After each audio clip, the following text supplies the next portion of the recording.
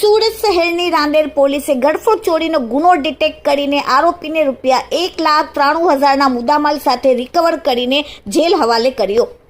Rander police સ્ટેશનના PI Chaudhary sir તેમજ second police inspector એમ.કે. Goswami સાહેબના માર્ગદર્શન હેઠળ રાંદેર પોલીસ સ્ટેશન ખાતે દાખલ થયેલ ગળફોડ ચોરીના વણશોધાયેલ ગુના શોધી કાઢવા માટે સૂચના આપેલ હતી, જે સૂચનાને આધારે ફરિયાદીના પ્રશાંતનગર વિભાગ 1માં આવેલ મહાલક્ષ્મી કિરાના સ્ટોર દુકાન નંબર 403માંથી ₹1,93,000ની ગળફોડ ચોરી કરીને નાસી ગયેલ હતો। જે ગુનામાં આરોપી શોધી કાઢવા માટે સર્વેલન્સ સ્ટાફના પોલીસ સબ ઇન્સ્પેક્ટર બીજી વસાવાઓ અને સર્વેલન્સ માણસોની અલગ અલગ ટીમો બનાવીને સીસીટીવી કેમેરા ચેક કરતા ઓહેકો ઇમરાનભાઈ તેમજ તમામ રાંદેર પોલીસ સ્ટેશનના ઓહેકોને મળેલ બાતમીને આધારે હ્યુમન સોર્સિસ અને ટેકનિકલને આધારે આ ગુનાનો આરોપી અમિત શ્રીરામ નિષાદ રહેવાસી સંત તુકારામ સોસાયટી વીર 2 પાલનપુર જકાતનાકા રાંદેર અને મૂળ વતન યુપી વાળાને શોધી કાઢીને તેને પાસેથી ગળફોડ ચોરીમાં ગયેલ ₹1,93,000નો મુદ્દામાલ પોલીસે રિકવર કરીને પકડાયેલ આરોપી વિરુદ્ધ કાયદેસરની કાર્યવાહી કરેલ છે।